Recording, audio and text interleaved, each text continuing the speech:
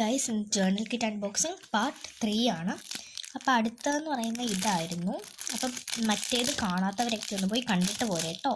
ഇത് നമ്മളിതാ തുറന്നിട്ടുണ്ട്.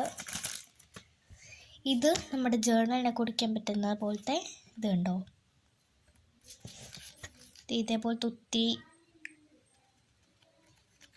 കണ്ടോ, പല ഷേപ്സിലൊക്കെ ഇത് കണ്ടോ. ഇത് കുറച്ച് വിൻറ്റേജ് ആണ്.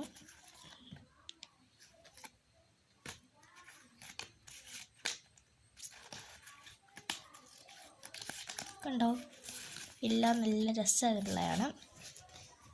അപ്പം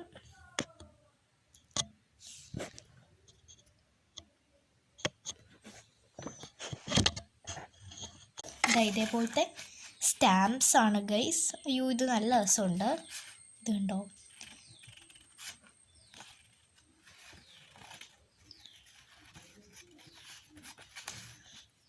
വാവ്. അത് കഴിഞ്ഞ് ഇതേപോലത്തെ കുറച്ച് ഇതാണ്. ഇത് കണ്ടോ,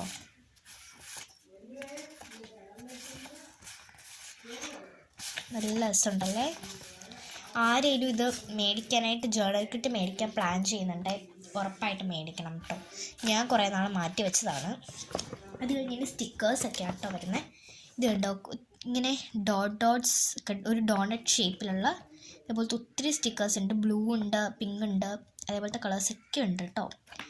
അത് കഴിഞ്ഞ് ഇതുണ്ട്, റൈറ്റപ്സ് ഒക്കെ വരുന്നതെന്ന് നിങ്ങൾക്ക് കാണാമോ അറിയില്ല. ഇത് കണ്ടോ, അതുപോലെ ഇവിടെ കുറച്ച് ഡോട്ട്സും ഒക്കെ ഉണ്ട്. അത് കഴിഞ്ഞ് എനിക്കില്ലാത്ത ഒരു സാധനമാണിത്. ഇതിങ്ങനെ നമ്മൾ പീൽ ചെയ്തെടുക്കില്ലേ, ഇതേപോലത്തെ ട്രാൻസ്ലൂസൻ സ്റ്റിക്കേഴ്സ്. ഇത് കറക്റ്റ് സർക്കിൾ. ഇത് കറക്റ്റ് സർക്കിളല്ല, ഇതൊരു ടിയർ ചെയ്ത ഷേപ്പ്. ഇതും കുഞ്ഞു കുഞ്ഞി ഷേപ്പുള്ളതാണ്.